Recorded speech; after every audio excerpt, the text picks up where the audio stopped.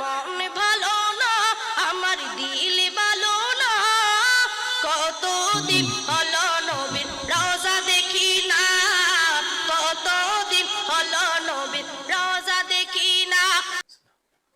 অসংখ্য লক্ষ কোটি শুকরিয়া। আপনার সামনে আবার একটা নাত শরীফ লিয়া হাজির হয়েছি। যে নাত শরীফ খুবই সুন্দর কণ্ঠে পাঠ করা হয়েছে। আর যেন পাঠ করছেন এর নাম হইল মোহাম্মদ আহসান হাবিব। আর এই কালামটা হইল গিয়া আমার মন ভালো না। সেটা শায়রে এখানে কিতাব হইতে চাইতরা যেন মদিনা শরীফর না যাতে ফারিয়া তার মনটা ভালো নাই। নিশ্চয়ই এটা প্রত্যেক মুমিনেরও হয়, যারা প্রকৃত মুমিন ইমানদার আশিক রসুল, তারা দিলর মাঝে মনের মাঝে মদিনা শরীফ যাওয়ার অনেক বেশি খাইশ আছে। তারা এই কালাম শরীফটা শোনার পরে আরো তারার এই খাইশটা বাড়ি যাব। তাহলে আমরা শুনি আজকে এই কালাম শরীফটা।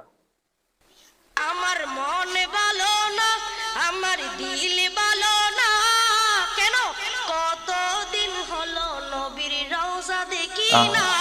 বললো সুবহানাল্লাহ সবাই একসাথে। আমার মন ভালো না, আমার দিল ভালো না, আমার মন ভালো না, আমার দিল ভালো না, কতদিন হলো নবীর রওজা দেখি না, কতদিন হলো নবীর রওজা দেখি না। আমার মন ভালো না, আমার দিল ভালো না, কতদিন হলো নবীর রওজা দেখি না, কতদিন হলো নবীর রওজা দেখি না। নবীর রওজা দেখি না, মোদের মন যে মানে না, নবীর রওজা দেখি না, মোদের মন যে মানে না, কতদিন হলো নবীর রওজা দেখি না, কতদিন হলো নবীর। আর ভাই তারা তো রওজা চাই তো মনে নহর ভাল্লা আর কোনো চাওয়া যায় অনারের কষ্ট দিন দা মুরব্বী কোনো কষ্ট নইদম। কতদিন হলো নবীর না, কতদিন হলো নবীর। দুই কানে শুনেছি নবীজির কথা, দু চোখে দেখিনি মনে যে ব্যথা, দু চোখে দেখিনি মনে যে ব্যথা।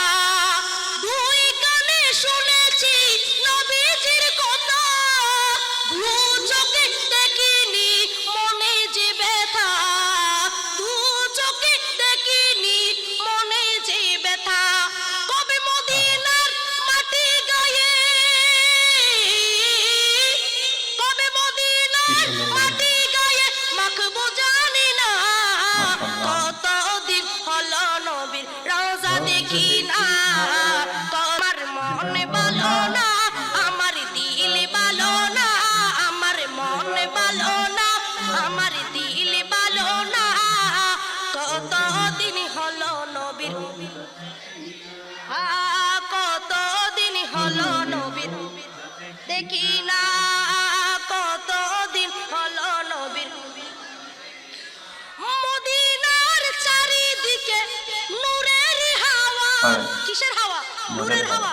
মদিনার চারিদিকে নূরের হাওয়া, সেই হাওয়ার পরশ পাবো মনেরই চাওয়া, সেই হাওয়ার পরশ পাবো মনেরই চাওয়া। জালি মোবারকে চমকেতে, জালি মোবারকে চমকেতে মন যে মানে না, কতদিন হলো নবীর রওজা দেখি না, কতদিন হলো নবীর না, কতদিন হলো নবীর।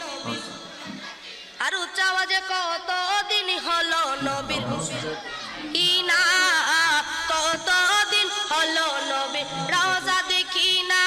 আমার মন ভালো না, আমার দিল ভালো না, কতদিন হলো নবীর রওজা দেখি না, কতদিন হলো নবীর রওজা দেখি না। আহা মাশাআল্লাহ, কতই না সুন্দর কণ্ঠে এই শায়র এই নাথা এই কালামটি পাঠ করলেন। শোনার পরে কলিজা ঠান্ডা হয়ে যায়।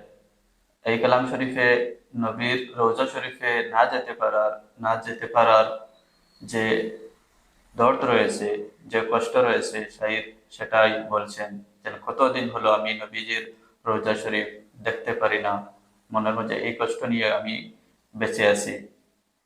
আশা করি আপনাদের এই ভিডিওটি, এই কালাম শরীফটি অনেক ভালো লাগবে। আসসালামু আলাইকুম ওয়া রাহমাতুল্লাহ।